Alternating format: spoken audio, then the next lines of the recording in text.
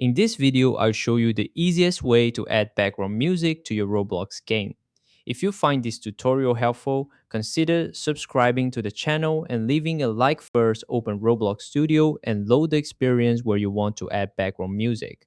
Once your project is open, go to the Explorer window, expand Sound Service, click the plus icon, and then select Sound. If you can't find the sound option, simply type Sound into the search bar and select it from the results.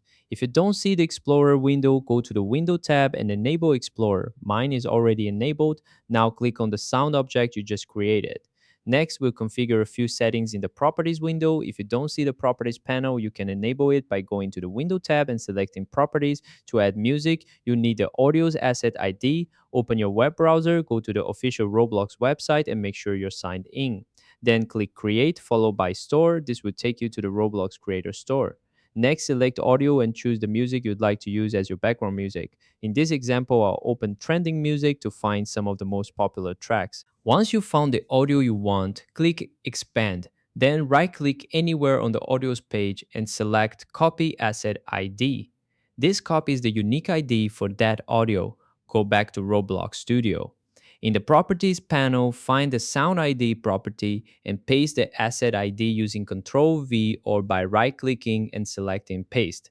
Wait a few seconds for the audio to load. After it's loaded, you can click the play button in the Properties panel to make sure the audio is working correctly. I also recommend enabling the looped and playing options under the playback section.